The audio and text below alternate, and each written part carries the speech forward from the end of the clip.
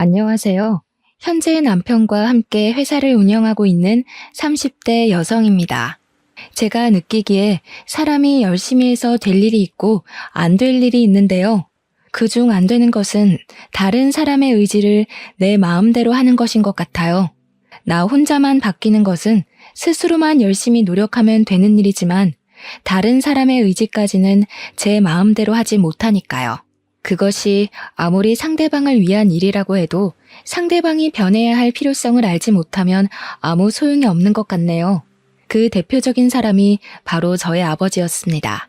아버지는 내놓으라는 부잣집 자제로 한 평생을 부유하게 살아서인지 돈을 막무가내로 쓰는 안 좋은 습관이 있었어요.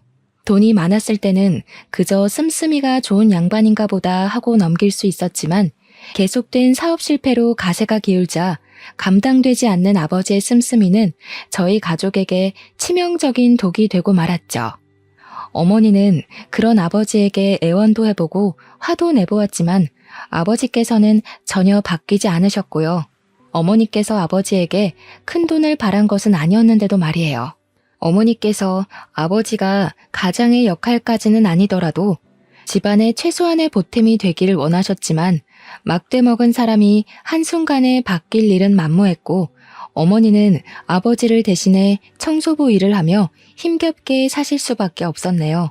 힘들게 일하시는 어머니를 보면 아버지께서도 조금씩 바뀔 거라고 생각했지만 아버지께서는 바뀌기는커녕 어머니가 벌어오시는 돈을 축내며 술독에만 빠져 사셨습니다.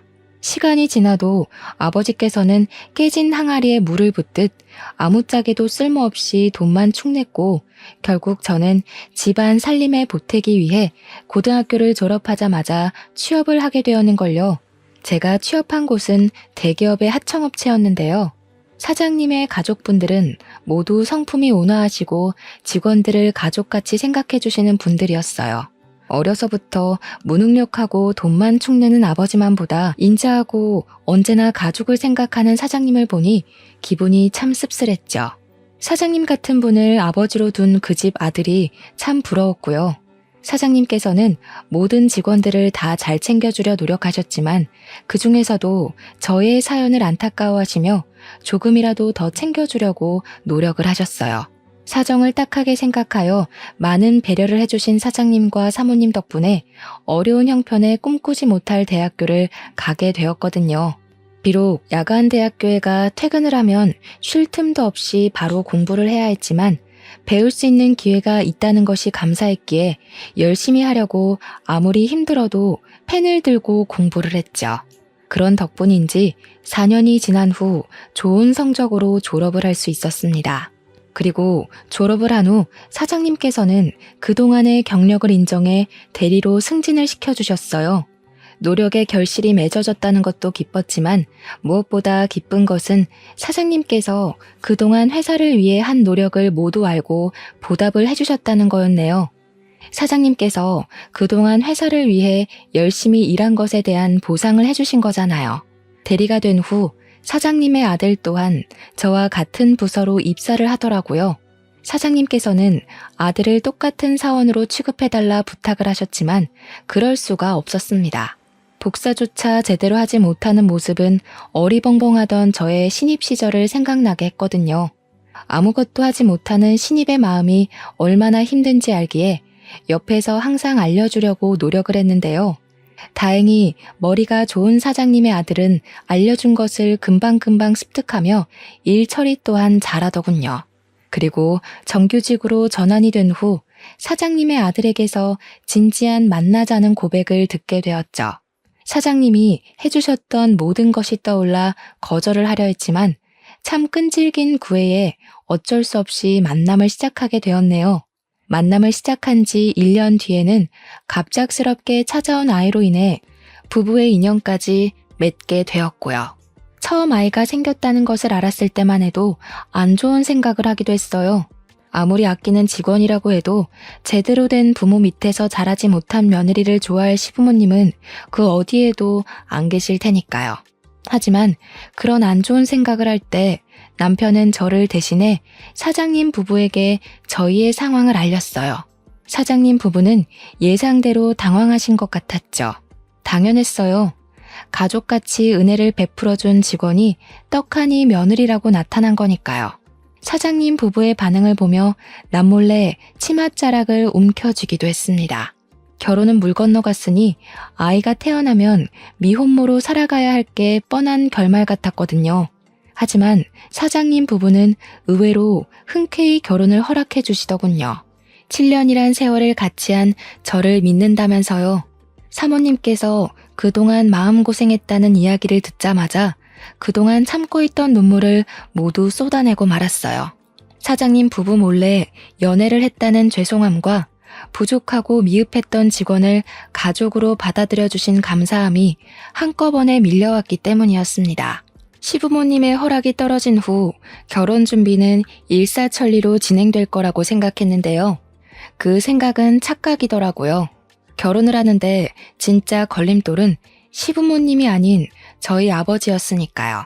양가 부모님에게 인사를 드린 후 바로 상견례를 하게 되었는데요.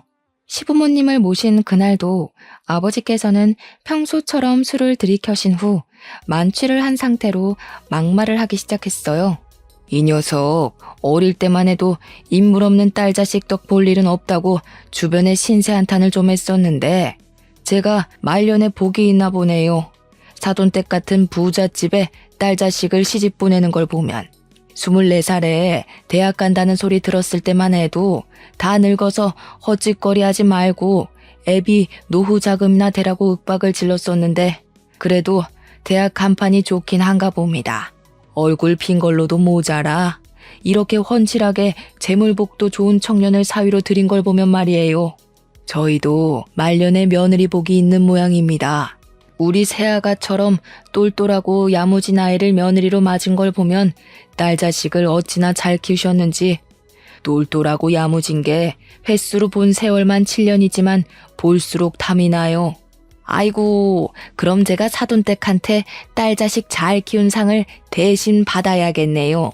어디 똘똘한 딸내미 시집 보낸 값으로 저한테 5천만 원만 먼저 주시렵니까? 참 기가 차더군요. 망나니로 살았던 아버지 때문에 눈칫밥을 먹으며 악착같이 살아왔는데 그게 자기가 교육을 잘 시킨 덕이라니요. 더군다나 교육을 잘 시킨 값을 받아야 한다며 시부모님에게 손을 내미는 것을 보고 있자니 민망함에 당장이라도 아버지를 내쫓고 싶은 심정이었죠. 다행히 시부모님께서는 아버지의 무례한 행동을 장난으로 웃어넘기셨지만 참 부끄러워서 얼굴을 들 수 없었네요. 지금까지 은혜를 베풀어준 시부모님에게 제일 못 볼 꼴을 보이고 마른 거잖아요. 그것도 인생에서 제일 증오하는 아버지 때문에요. 그런데 아버지의 이런 행패는 결혼을 하고 본격적으로 이어졌습니다. 결혼식을 끝마치고 시부모님께서 회사 근처에 있는 아파트를 신혼집으로 구해주시자 아버지께서는 하루가 멀다 하고 술에 취해 남편에게 전화를 걸었어요. 아버지께서는 항상 부모를 반지하에 버려두고 자기만 호의호식하는 저희 부부를 불효자라면서요. 술이 깬 낮에는 사과를 하고 술에 취한 밤이면 신세한탄을 하는 행동을 반복하시던 아버지께서는 저희가 더 이상 전화를 받지 않자 곧이어 신혼집까지 찾아와 행패를 부리셨어요. 이 정도 했으면 눈치껏 알아먹고 새로운 집이라도 알아봐 줘야지. 언제까지 부모를 냉난방도 제대로 안 되는 반지하에서 살게 할 작정이야? 반지하에 사는 게 싫으면 저희한테 와서 이럴 게 아니라 나가서 일이라도 하세요, 제발. 수십 년을 저랑 엄마 등골 빼먹은 걸로는 부족해서 이제 사위 등골까지 빼먹으려고 하세요. 이게 지금까지 누구 덕분에 부잣집에 시집가서 떵떵거리고 사는데 키워준 은혜를 갚지는 못할 망정 어디서 천련을 끊으려고 해? 짐승도 키워준 은혜는 안다던데 어디 사람식이나 된 것이 짐승만도 못하게 낳아주고 길러준 지혜비를 버리려고 들어? 하루가 멀다 하고 술독에 빠져 살았으면서 무슨 은혜요? 아버지만 술독에 빠져 살며 엄마 벌어온 돈에만 손대지 않았어도 지금쯤 아파트에서는 못 살아도 깨끗한 빌라 얻어서 사람답게 살았을 거예요. 50이 훌쩍 넘긴 나이에도 자신의 힘으로 돈 벌 생각을 하지 않고 타인의 덕만 보려고 달라붙는 아버지를 보니 남편에게 미안해 몸둘 바를 몰랐습니다. 남편은 그동안 최소한의 인격도 갖추지 않은 아버지에게 어른 대접을 해주기 위해 부단히 노력했거든요. 남편이 중간에서 얼마나 애를 썼는지 알기에 더욱더 아버지의 막대먹은 행동을 용서할 수가 없었습니다. 그래서 만취한 아버지가 또다시 신혼집에 들이닥쳤을 때 가차없이 경찰에 신고를 한 것이고요. 경찰서에 연행된 후 저는 어머니와 상담을 해 알코올 중독 환자를 전문적으로 치료하는 병원에 아버지를 맡기자고 의견을 내었죠. 이미 아버지에게 수십 년 동안 혀를 내둘릴 정도로 당한 어머니께서는 흔쾌히 허락을 하셨고요. 아버지가 알코올 전문병원에 입원을 한 후 처음에는 너무 심한 짓을 했나 라는 후회가 들기도 했지만 일상에서 아버지가 사라지고 나니 이렇게 평온할 수가 없더라고요. 썩은 이를 뽑아낸 것처럼 말이에요. 그건 어머니도 마찬가지인 것 같았어요. 어머니께서는 그동안 아버지를 사랑한다는 이유로 자신의 자유까지 포기하며 긴 세월 동안 아버지의 뒷수습을 도맡아 하셨거든요. 몇십 년 만에 처음으로 친구들과 여행을 가신 어머니께서는 여행에서 돌아오신 후 왜 지금까지 바보처럼 참고 살았는지 모르겠다며 지난날의 후회를 털어놓기도 했죠. 그렇게 홀가분한 일상에 익숙해질 무렵 병원에서는 입원 치료가 끝난 아버지를 다시 데리고 가라는 말을 하더군요. 퇴원이란 말을 들었을 때 제일 먼저 떠오른 사람은 다름 아닌 어머니였습니다. 아무리 비싼 돈을 들여 치료를 했다고 해도 무언가를 참고자 하는 의지라고는 눈꼽만큼도 없는 아버지께서 개과천선하여 어머니를 괴롭히지 않을 거란 보장은 없었으니까요. 고민 끝에 염려스러운 점을 말하자 어머니께서도 예전처럼은 절대 못 산다는 말씀을 하셨어요. 한참 말씀이 없던 어머니께서는 고심 끝에 먼저 아버지와 이혼한다는 말을 꺼내시더군요. 더 이상 무능력하고 이기적인 아버지와는 못 살겠다면서요.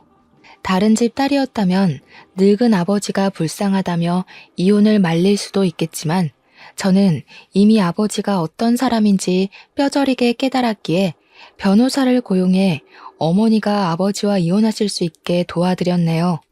이혼 이야기가 나올 때만 해도 아버지께서는 다 늙은 여팻네가 심술이라며 고개를 빳빳이 드셨는데요. 변호사를 통해 이혼 소송장이 날아오자 금세 꼬리를 내리고 어머니에게 이혼을 취하해달라는 말씀을 하시더군요. 한평생을 어머니의 등 뒤에 숨어 호사를 누렸는데 어머니가 없으면 자신의 밥줄이 끊길 것이 뻔했으니까요. 어머니께서는 아버지가 어떤 잘못을 해도 무릎을 꿇고 빌면 눈을 감아주셨기에 이번에도 그렇게 넘어갈 줄 아셨던 거겠죠. 하지만 어머니의 눈에는 이미 수십 년 동안 쓰였던 콩깍지가 벗겨진 상태였기에 아버지의 얇은 수는 통하지 않았는걸요. 결국 어머니와 아버지께서는 6개월의 소송 기간 후 30몇 년간 유지해오던 결혼 생활의 막을 내리게 되었습니다. 이혼만 한다면 어머니의 일상도 저희 부부의 일상도 평온할 거라 믿었지만 아버지께서는 돈 타령을 하며 오히려 전보다 더 귀찮게 저희 부부를 들들 볶더라고요. 가뜩이나 막달이 다가와 신경이 예민해진 상태에서 속을 긁어대니 편히 쉴 날이 없었어요. 옆에서 모든 걸 지켜보던 남편은 아버지를 회사 경비원으로 취업시키자는 제안을 했죠. 놀고 먹는 일만 하며 시간을 보내던 아버지가 경비원 일을 제대로 할 수 있을 리가 없어 거부했지만 남편은 자신이 다 책임질 테니 한 번만 아버지에게 기회를 주자고 하더군요. 생각을 해보니 생활비가 없다는 둥, 다 늙어서 취업을 시켜주지 않는다는 둥, 쓸데없는 푸념을 들어주는 것보다 회사 경비원으로 취업을 시켜주는 것이 더 낫겠더라고요. 그래서 남편의 의견이 흔쾌히 수락을 하게 되었습니다. 그리고 아버지께서는 걱정과 달리 경비원의 일을 의외로 잘 해냈어요. 지각을 하거나 농땡이를 칠 줄 알았던 저로서는 참 의아한 일이었죠. 어찌되었던 아버지께서는 경비원의 일을 하며 생활비를 충당하셨고 어머니께서는 그동안 못 갔던 여행을 다니며 자유를 누리셨기에 더할 나위 없이 안정적인 나날을 보냈죠. 딸아이 또한 건강하게 태어났기에 더 바랄 것이 없었고요. 하지만 미국으로 유학을 갔던 시누이가 돌아오며 이런 평화는 다 녹은 얼음판처럼 쉽게 부서지고 말았네요. 시댁 식구들은 출산을 한 지 한 달이 채 안 넘었기에 산후조리원에 있으라 말을 했지만 같이 공항으로 나가겠다고 떼를 썼어요. 몸 상태도 괜찮은데 산후조리를 해야 한다는 핑계로 처음 보는 시누이를 푸대접할 수는 없는 거니까요. 말로만 들었던 시누이를 본다는 생각에 공항으로 가는 길이 참 떨리고 설레었어요. 시댁 식구들의 온화한 성품을 이어받은 시누이 또한 분명 잘 맞을 거라고 생각했으니까요. 그런데 이런 설레는 마음은 시누이를 대면한 후 멀리 도망가 버리고 말았습니다. 오빠가 돈도 없고 부모도 별로인 집 여자랑 결혼한다고 해서 엄청 예쁠 줄 알고 기대했는데 너무 실망이네요. 얼굴도 그렇고 몸매도 그렇고 너무 형편없잖아. 도대체 우리 오빠를 어떻게 꼬셨담? 이 사람 입국한 너 보겠다고 출산한 지 얼마 되지도 않은 몸으로 여기까지 온 거야. 쓸데없는 말 하지 말고 얌전히 굴어. 오빠 벌써 잡혀 사는 거야? 요즘 애 낳은 게 뭐 그리 대수라고 유난을 떨어.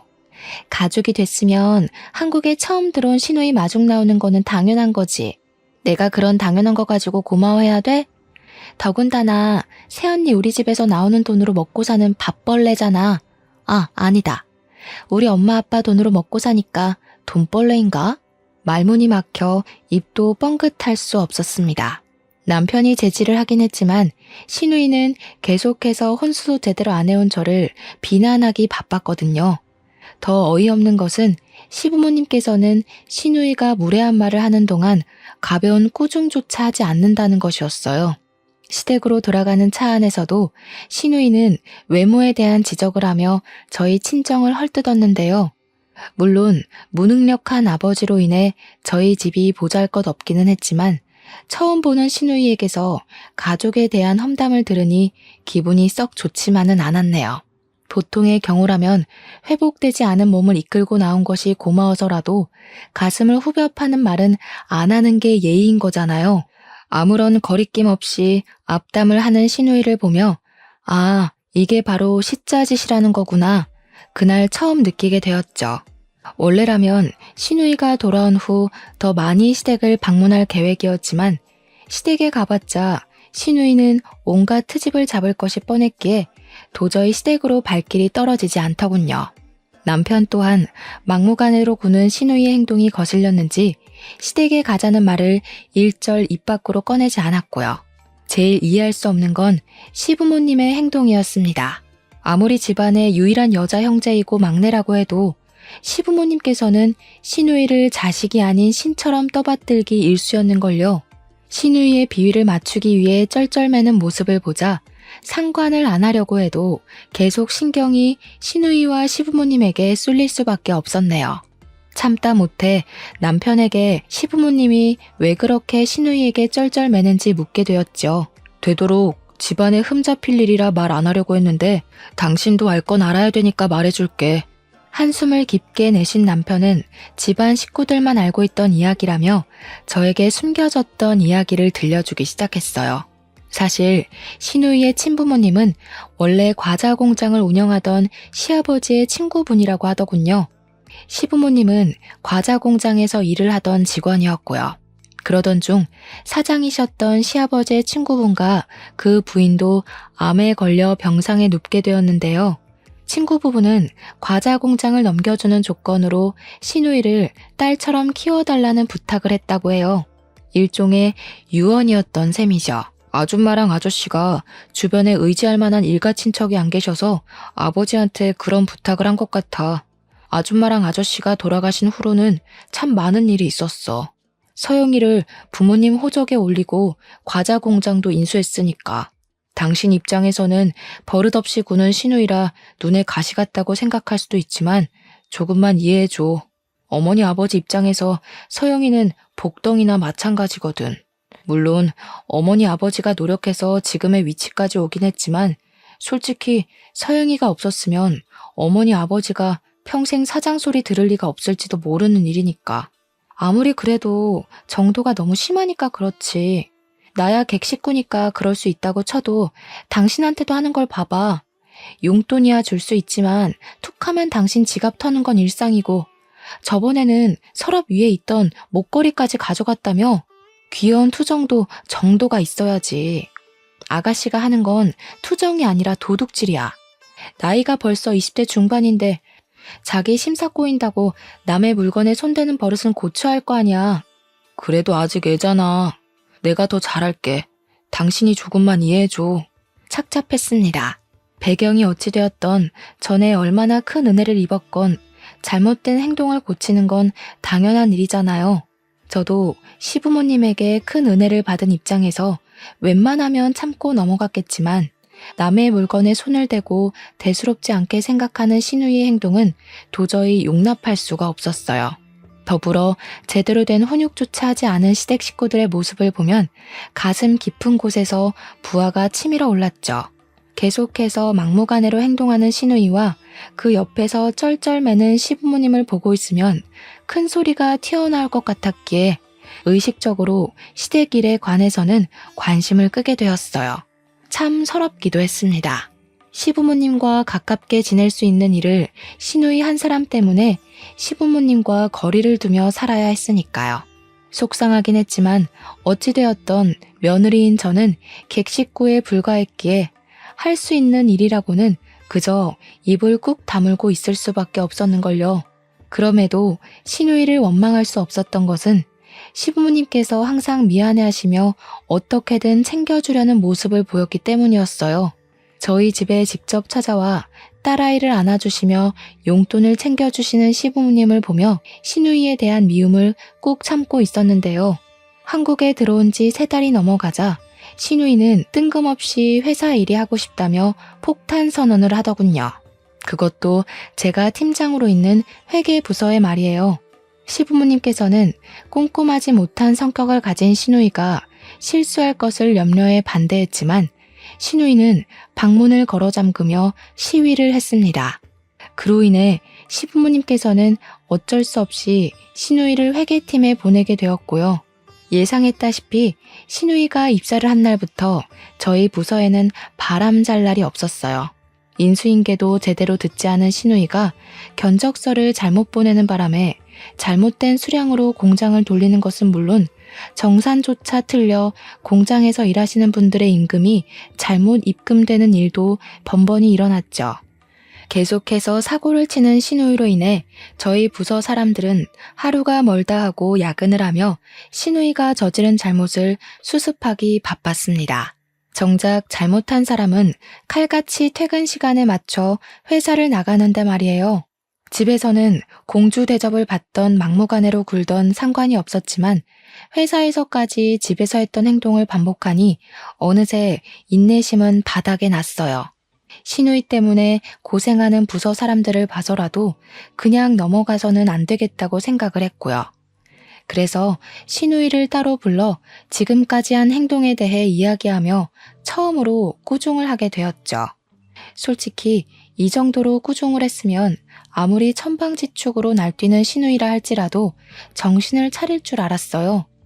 참나 어이가 없어서.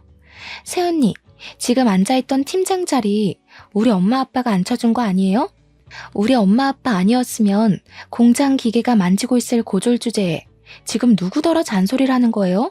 팀장 자리에 앉아있으니까 시누이가 우스워 보이는 것 같은데 똑똑히 들어요. 나 아니었으면 새언니는 물론 엄마 아빠도 지금쯤 다 이름도 모를 허름한 공장에서 땀이나 뻘뻘 흘리며 일하고 있었을 거라고요.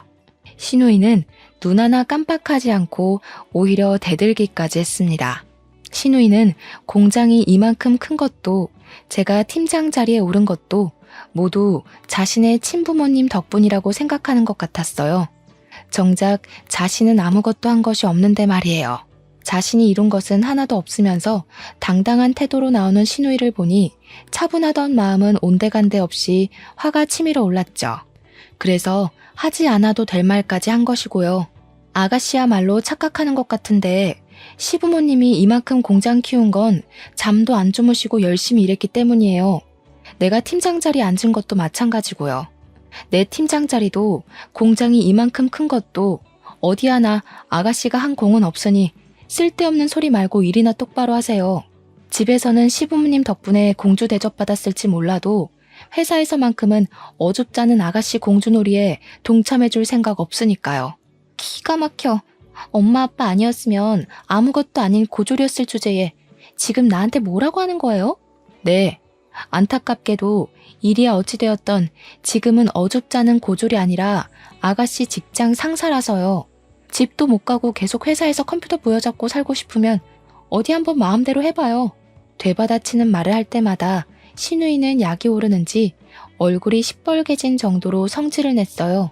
그 모습을 보자니 꼭 자기 영역을 뺏긴 동네 강아지 같아서 화를 내던 것도 있고 웃음이 나오려고 했죠. 퇴근을 한 후 신우이는 그대로 시부모님에게 달려가 모든 것을 일러바치며 당장 저를 회사에서 내쫓으라고 떼를 썼다고 해요. 신우이는 자신이 들어놓으면 당장이라도 눈에 가시었던 저를 내쫓을 수 있다고 생각한 모양이었어요. 그래서 시부모님이 처음으로 따끔하게 신우이를 혼내자 엄청난 충격을 받은 것이었죠. 신우이의 가짜는 입장에서는 억울할 수도 있었겠지만 시부모님께서 아무리 인자하고 신우이에게 쩔쩔맨다고 하셔도 공과 사는 철저히 분리하시는 분이었기에 꾸중을 들을 수밖에 없었어요. 시부모님께서는 신우이를 아끼는 만큼 회사에 대한 애착이 강한 분이셨거든요. 믿었던 시부모님에게도 남편에게도 꾸중을 들은 신우이는 한동안 입을 다물고 회사를 다녔습니다. 그 모습을 보니 유치한 생각이긴 했지만 통쾌하기도 했죠. 지금까지 신우이 때문에 고생하던 것을 모두 보상받는 기분이었으니까요. 그런데 신우이의 일이 마무리가 되자 기다렸다는 듯 아버지에게서 사고가 터지고 말았습니다. 마치 불행이 차례를 기다리고 있던 것처럼 말이에요. 병원에서 치료를 받은 후 호전된 줄 알았던 아버지의 알코올 의존증이 다시 시작된 것이었어요. 그로 인해 아버지는 근무 중 술을 마셨고 하필 술에 취해 있던 그날 본사 직원의 방문으로 덜미가 잡히고 만 것이었죠. 근무 중 술을 마신 걸로도 큰일이었지만 아버지는 그에 그치지 않고 본사 직원의 멱살을 잡으며 몸싸움까지 했다고 해요. 몸싸움으로 인해 아버지는 본사에서 해고 통보를 받게 되었습니다. 아버지께서는 술이 깬 후 뒤늦게 찾아와 복귀를 시켜달라고 애원했지만 이미 엎질러진 물이었기에 어쩔 수가 없었어요. 다른 것은 몰라도 근무 태만과 관련된 일이다 보니 본사에서는 절대 아버지를 복귀시켜줄 생각을 안 했는걸요. 아버지의 일이 있은 후 시부모님을 뵙기 너무 죄송스러웠어요. 그동안 시부모님이 차곡차곡 쌓아온 신뢰를 아버지가 한 번에 무너뜨린 거잖아요. 아버지의 일로 심란해할 때 신우이가 찾아와 아버지를 복귀시켰다는 말을 하더군요. 어떻게 된 일인지 남편에게 묻자 신우이는 아버지를 정직원이 아닌 아르바이트 형태로 고용하자는 제안을 했고 남편은 그 제안을 수락한 것이었어요. 내막을 알고 나니 아버지를 복귀시켜준 신우이에게 고맙다기보다는 어이가 없었네요. 신우이가 아무런 이유 없이 마음을 곱게 쓸 위인은 아니니까요. 아버지가 다시 경비원으로 복귀된 후 역시 신우이는 모든 것이 자신의 덕이라며 생색을 내더라고요.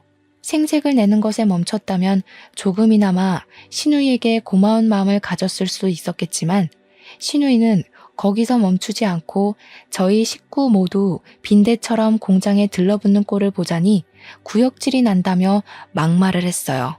다른 것은 다 참아도 그동안 제가 회사를 위해 했던 모든 노력을 없애버리고 빈대 취급하는 것은 도저히 참을 수가 없었기에 시댁 식구들이 있는데도 불구하고 큰 소리를 내게 되었죠. 빈대는 아가씨처럼 아무것도 안 하고 시부모님 등에 달라붙어 있는 사람을 말하는 거죠. 솔직히 부모 잘 만난 거 빼고 아가씨 혼자 한 게 뭐가 있는데요? 지금 나보고 빈대라고 한 거예요? 기가 막혀서 진짜.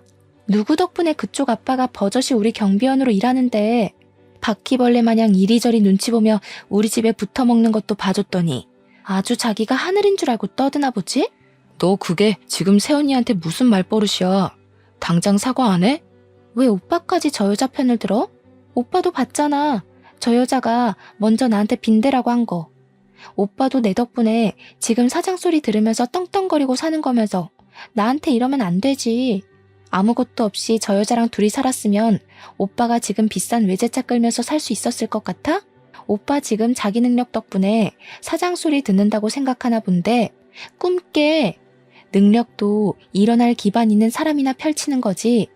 기반도 없이 오빠 능력으로만 사장 소리 들을 수 있었다고?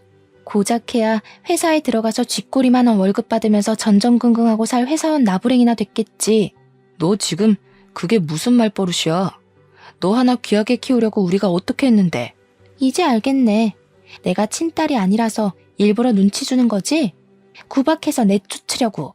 시아버지가 호통을 치자 뭐가 그리 억울한지 신우이는 펑펑 눈물을 흘리며 회사를 뛰쳐나갔습니다. 그리고 걱정으로 잠도 제대로 자지 못하고 주변에 연락을 돌리는 시부모님에게 여행을 간다는 문자 한 통만 남기곤 호련히 비행기를 타고 미국으로 날아갔고요.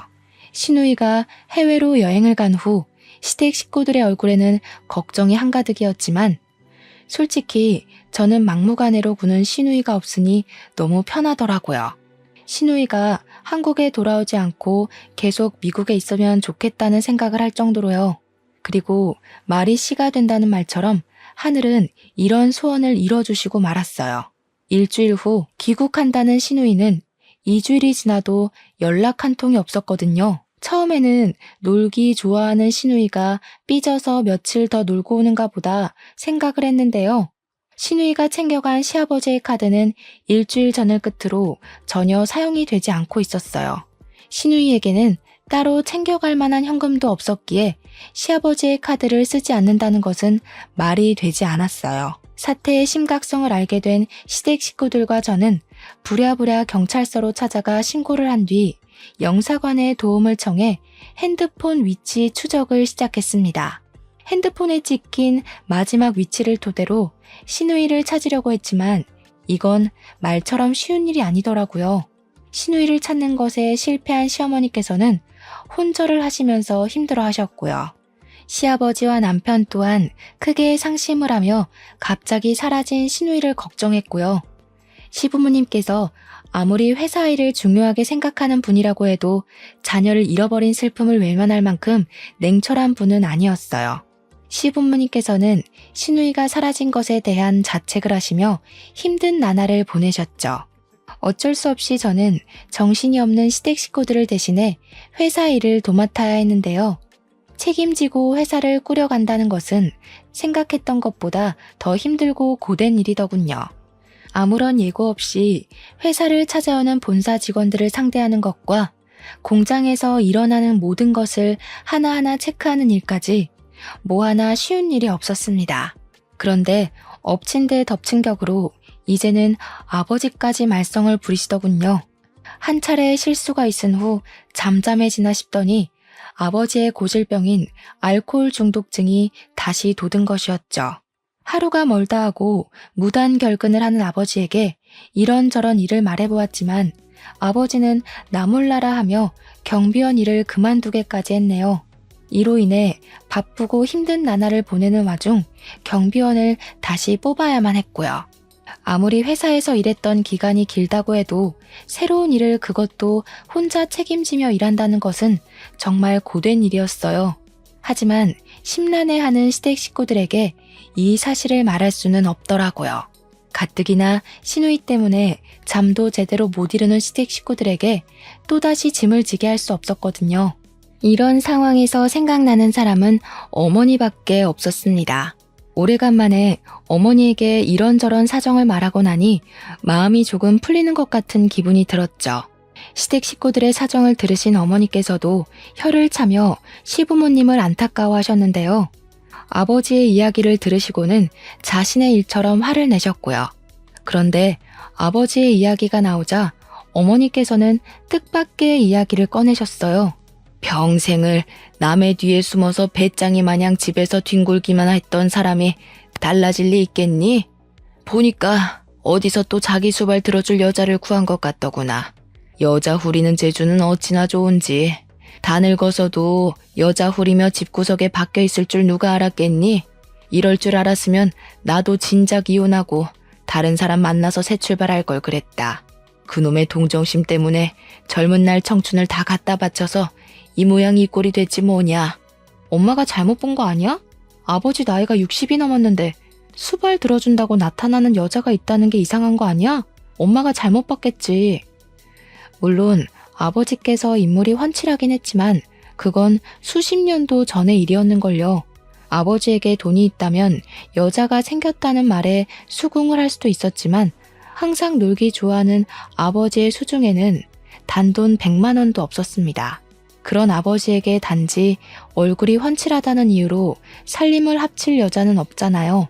그런데 어머니는 이야기를 듣자 답답하다는 듯이 이야기를 해주셨어요. 내가 봤다니까. 밑반찬 해달라, 생활비 달라. 귀찮게 굴던 사람이 통 연락이 없어서 집에 찾아가니 불같이 화를 내더라고. 여긴 왜 찾아왔냐고 네 아버지가 통 난리를 치는 통에 제대로 보지는 못했는데 살림 차린 여자가 네 또래 정도밖에 안 돼 보이더라. 그걸 보고 어찌나 기가 막히던지. 세상에 나이가 60이 넘은 노인네가 딸 자식이랑 비슷한 또래를 끼고 사는 게 말이나 되는 일이니? 가뜩이나 시댁일이며 회사 일로 신경 쓸 것도 많을 텐데.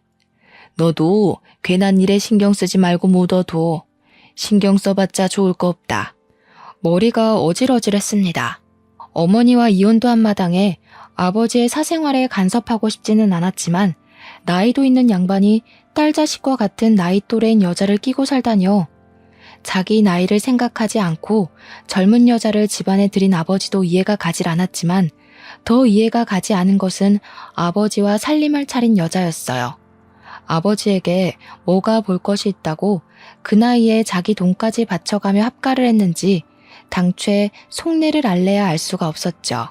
어머니께서는 신경 쓰지 말라고 하셨지만 만일의 상황에 대비를 하기 위해서라도 두 사람을 그냥 두고 볼 수만은 없었네요. 혹시라도 아버지의 아이를 임신한 여자가 갑자기 집안에 쳐들어와 돈을 내놓으라고 요구라도 하면 큰일이니까요. 일단 어머니께는 비밀로 하고 아버지의 집으로 차를 몰게 되었는데요. 아버지의 집 근처에 도착하자 자꾸만 한 여자가 눈에 밟혀 계속 쫓아가게 되더라고요. 앞을 가로질러 가는 여자는 시누이와 너무 흡사했거든요. 해외에서 실종된 시누이가 한국에 있다는 것은 말이 안 되지만 지푸라기라도 잡는 심정으로 무작정 여자를 따라가게 되었죠. 그리고 앞모습을 확인한 순간 너무 놀라 입을 틀어막을 수밖에 없었네요. 여자는 영락없는 시누이였어요. 다급한 마음에 당장 남편과 시누이에게 전화를 걸었지만 그날따라 시댁 식구들은 영 전화를 받지 않더군요. 그로 인해 저의 속만 타들어갔고요. 하는 수 없이 남편에게 시누이와 비슷한 사람을 봤다는 문자 한 통만 남기고 주차된 차에서 내려 시누이를 따라갔어요. 연락이 오지도 않는 휴대폰을 들고 우왕좌왕 하는 것보다 눈앞에 있는 시누이를 따라가는 것이 더 나은 일이니까요. 미행하는 것이 너무 티나지 않게 일정한 간격을 유지하며 시누이를 뒤를 밟았습니다. 그런데 참 의아한 점이 하나 있었어요.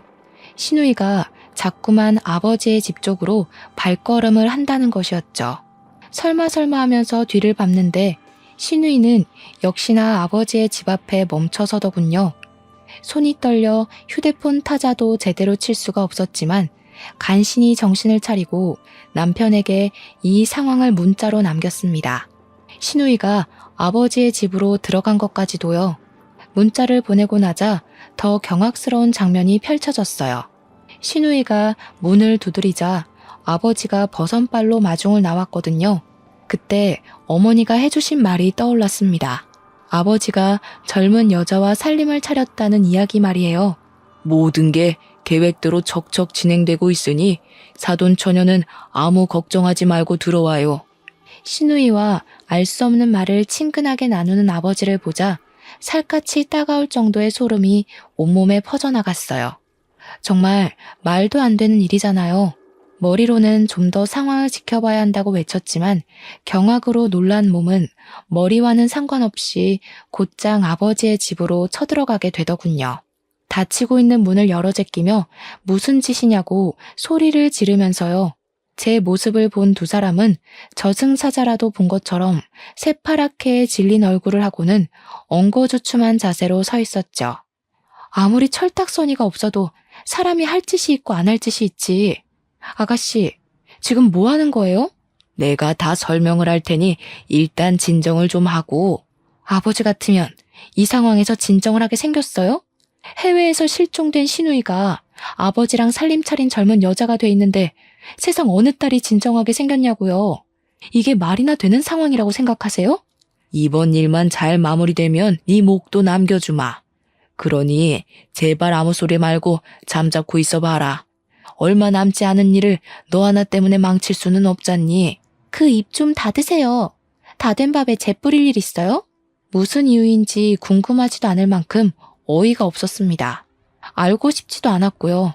하지만 시부모님과 남편에게 상황을 설명하려면 두 사람 사이에 일어나는 일을 알아야 했기에 이유를 물었는데요. 그때 초인종이 울리며 시누이를 부르는 시어머니의 목소리가 들려왔어요. 현관문을 열어주려는 사이 시누이는 베란다로 뛰어갔죠. 시누이의 모습을 본 시부모님이 달려들자 시누이는 그대로 2층 높이의 빌라에서 뛰어내렸고요. 이해할 수 없는 행동을 하는 시누이로 인해 시어머니는 그대로 주저앉아 오열을 하셨어요. 정상적인 사고로는 이해할 수 없는 시누이의 기이한 행동으로 인해 옆에 있던 아버지를 추궁할 수밖에 없었습니다. 그런데 이유를 묻자 아버지는 곧장 무릎을 꿇으며 시부모님에게 싹싹 빌 뿐이었어요. 마치 자기 죄를 들킨 죄인처럼 말이에요. 다 사돈 처녀가 시킨 일입니다. 저는 정말 아무것도 몰라요.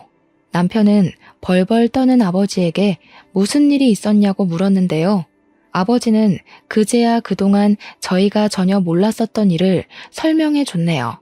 알고 보니 시누이는 지금까지 격리부에서 일하는 것을 이용해 법인카드를 몰래 빼돌려 개인이 쓰고 있던 거였어요. 자신이 쓴 비용은 아무도 모르게 스스로 경비 처리를 한 것이고요.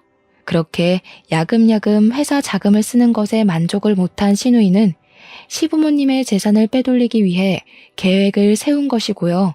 아무리 시누이라고 할지라도 회사 자금에 손대기는 겁이 났던 모양이었어요. 시부모님께서는 모든 재산을 사장실 금고에 보관 중이셨어요. 시누이는 이 때문에 경비원이던 아버지를 끌어들인 거고요. 아버지가 말하길 시누이는 지금까지 밤마다 아버지를 이용해 몰래 시아버지의 사무실에 들어와 자신이 아는 모든 숫자를 조합해 금고를 열려고 했다네요. 이야기를 듣고 보니 왜 그동안 한국에 살고 있는 시누이의 흔적을 찾을 수 없었는지 의문이 들었어요. 아버지에게 물어보자 시누이는 한국에서 지내는 동안 자신의 명의로 된 카드와 현금만 사용했다고 우물쭈물하며 답을 하셨죠. 그제야 그동안 시누이가 왜 실종 신고가 된 척 연기까지 하며 아버지의 옆에 있었는지 알겠더라고요. 이렇게 되면 시부모님의 재산을 가로채는 것을 실패해도 모든 것을 아버지가 덮었으면 되는 거니까요. 실종 신고 처리가 된 자신은 아무 일도 없다는 듯이 심란해하시는 시부모님 앞에 다시 나타나 감격에 제외를 한 후 다시 사랑스러운 막내딸 행세를 하면 되는 거고요. 시누이의 파렴치한 속내를 알게 된 시어머니께서는 목 놓아 오열을 하셨습니다. 그건 애써 눈물을 참고 있던 시아버지도 마찬가지였죠. 그럴 수밖에 없었어요. 아무리 피 한 방울 안 섞인 남이라고 해도 그동안 금지옥엽 친자식보다도 더 귀하게 키웠는데 배은망덕하게 시부모님들이 피땀 흘려가며 벌어놓은 재산을 차지하려 했으니까요. 저는 충격에 빠진 시부모님을 대신해 아버지에게 시누이가 빼돌린 재산은 어디 있냐고 물어보았어요. 그것까지는 나도 모르지. 난 그냥 사돈 처녀가 시키는 대로 했을 뿐이야. 저도 자식된 입장에서 아버지랑 같이 법정에 서고 싶지는 않아요. 제발 최소한 자식된 도리는 할 수 있게 알고 계신 거 지금 다 말씀해 주세요. 처벌을 받는 것은 무서웠는지 아버지는 그제야 어젯밤 금고를 열은 시누이가 금덩이를 챙겼다고 실토를 하셨습니다. 금고에 있던 금덩이의 금액을 따지자면 좋기 1억은 넘었기에 머리가 어질어질했네요. 마음 같아서는 생각 없이 이기적인 마음으로 일을 저지른 신우이를 당장이라도 경찰에 넘기고 싶었는데요. 그렇게 된다면 크게 상심하실 시부모님의 모습이 눈에 선했기에 차마 그렇게 할 수는 없더군요. 저에게는 시댁 재산을 훔쳐간 파렴치한 도둑으로밖에 안 보였지만 시부모님에게는 소중한 막내딸인 거잖아요. 집으로 돌아온 시부모님께서는 신우이에게 자신의 잘못을 뉘우칠 기회를 한 번만 주자고 말씀하셨는데요. 연락을 하기만 하면 신우이는 요리조리 모든 연락을 다 피하며 자신의 잘못을 뉘우치기는커녕 망둥이처럼 뛰어다니기 바빴는걸요. 시부모님은 이런 신우이 때문에 자리에 누워 시름시름 앓으셨고요. 그러던 중 신우이에게 큰일이 터지고 말았습니다. 불씨 검문을 온 감사로 인해 신우이가 그동안 회사 돈을 횡령한 것이 밝혀진 것이었죠. 본사 측은 신우이가 회사 돈을 횡령한 사실을 알자마자 돈을 돌려받기 위해 민사소송을 걸었죠. 신우이는 그제야 집에 들어왔고요. 그런데 집에 온 신우이는 잘못한 기색은 전혀 없이 오히려 뻔뻔하게 시부모님에게 어이없는 요구를 했네요. 회사에서 지금까지 내가 썼던 돈 다 채워넣으래. 1억만 엄마 아빠가 내줘. 이놈의 계집애가 제정신이야? 꾸중 한 번 없이 키워줬더니 아주 이젠 지 부모가 네 비위 맞춰주는 사람인 줄 알아? 그동안 너 하나 때문에 온 집안 사람들이 얼마나 애간장 태우면서 뛰어다녔는데 고작 한다는 말이 자기가 써제낀 돈 채워넣으라 이 말이야? 지 부모 가슴에 피멍이 들도록 사고를 쳐놓고 아직도 정신을 못 차렸어. 너한테 부모가 뭐 필요하냐? 그냥 돈만 있으면 집 나온 걔한테도 부모라고 넙죽넙죽 돈 받아먹으면서 엄마 아빠 소리 할걸. 누가 키워달랬어? 자기들도 나 때문에 이만큼 돈 벌고 사는 거면서 나한테 이 정도 투자하는 건 당연한 거 아니야? 엄마 아빠 진짜 웃겨. 입으로만 내 사랑 우리 딸 하지. 어차피 엄마 아빠 죽으면 재산은 다 오빠한테 줄 거잖아. 그래서 빈털터리로 쫓겨나기 전에 내 목 내가 챙긴다고 한 일인데 그게 그렇게 잘못된 거야? 세상에, 너 지금까지 우리를 그렇게 생각했던 거냐? 그래, 내 말대로 피 한 방울 안 섞인 남인 주제에 우리가 너한테 너무 큰 걸 바랬구나. 잘해줘봤자 남인걸. 지금까지 키워준 정을 생각해서 지금까지 네가 사고친 뒷수습은 우리가 하도록 하마. 대신 앞으로 부모 자식 간의 사이는 끝난 거니 앞으로 무슨 일이 있어도 찾아오지 말고 너 혼자 해결하거라. 웃겨 진짜. 누가 고마워할 줄 알고 그깟 푼돈 좀 쓴 거 가지고 생색내기는. 기분이 상한 듯 입술을 삐죽이던 신우이를 시아버지께서는 억지로 집 밖으로 내쫓으시더라고요. 아무리 인자한 시아버지라고 할지라도 자기 등에 칼을 꽂은 남의 자식을 끌어안고 가는 것은 불가능한 일이었죠. 그 후 시부모님께서는 부모로서 마지막으로 해주는 일이라며 사비로 신우이가 횡령한 돈을 채워 넣으신 후 그동안 미뤄왔던 이사를 가셨네요. 혹여라 신우이가 집으로 찾아올지도 모른다며 이사를 미루던 시부모님께서 이사를 가시는 모습을 보니 씁쓸하기 그지없었어요. 시부모님께서 얼마나 간절한 마음으로 사셨는지 신우이는 죽었다 깨어나도 모를 거잖아요. 그런데 이런 생각을 한 지 얼마 안 돼 신우이에게 연락이 오더군요. 시부모님께서 자기도 모르게 이사를 갔다면서요. 항상 자신의 응석을 들어주셨던 시부모님이 이렇게 강하게 나올 줄은 몰랐던 모양이었죠. 남편까지도 등을 돌렸으니까요.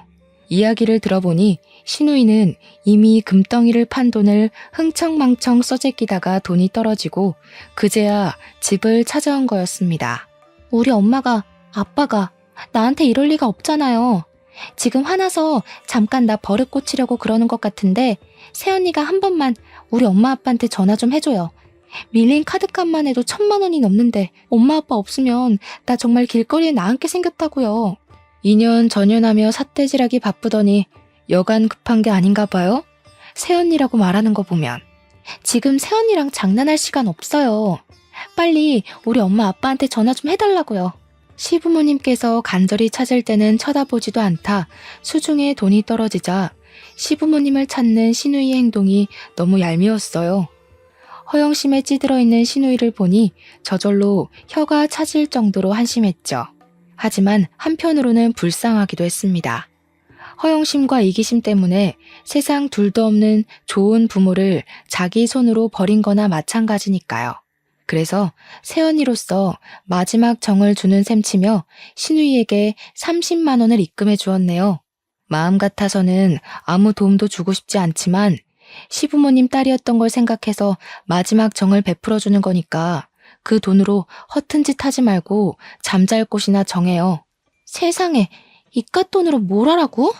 누가 이깟돈 달라고 했어요? 우리 엄마 아빠 만나게 해달라니까요. 신우이는 참 한결같이 한심했어요. 그런 신우이의 모습을 보니 오히려 다행이라고 생각이 들었죠. 어줍잖게 착한 척을 했다면 홀랑 넘어가 시부모님에게 데려갈 수도 있는 일이잖아요. 모든 일이 마무리된 후 저희 가족은 예전처럼 행복하게 살려고 노력 중이에요. 처음에는 신우이의 일로 인해 뒤숭숭하긴 했어요. 저 또한 아버지가 회사에서 잘린 후 마음이 좋지 않았거든요. 퇴사한 후 마땅한 직장을 구하지 못한 아버지께서는 틈만 나면 돈을 빌려달라 연락이 오곤 하는데요. 마음이 뒤숭숭한 것과 별개로 아버지가 자처한 일이기에 아버지에게는 경제적인 지원은 일절하지 않은 상태예요. 그 책임을 제가 대신 져줄 필요는 없는 일이니까요. 어머니에게도 아버지에게 절대 돈을 빌려주지 말라고 신신당부를 한 상태고요. 지금도 신우이는 간간히 오곤 합니다. 남의 밑에서 굳은 일을 하며 잘못을 깨우쳤으니 시부모님을 만나게 해달라면서 말이에요. 하지만 신우이는 이미 돌이킬 수 없는 실수를 저질렀기에 모든 연락은 무시를 하고 있네요. 신우이와 아버지를 보고 있으면 남을 고생시켜 자신의 이득을 취하려던 사람들의 최후는 참 비참하구나 라는 걸 다시 느끼고 있는 중이에요. 만약 시청자분들도 주변에서 은혜를 모르고 배은망덕하게 구는 사람이 있다면 당장 인연을 끊는 것을 추천드립니다. 그런 사람들은 인생에 도움이 되지 않을 뿐더러 잘 살고 계신 시청자분들의 인생에 어떤 불행을 가지고 올지 모르거든요. 그럼 오늘 사연 이만 마치도록 하겠습니다. 끝까지 저의 사연을 경청해주신 시청자분들 진심으로 감사드립니다.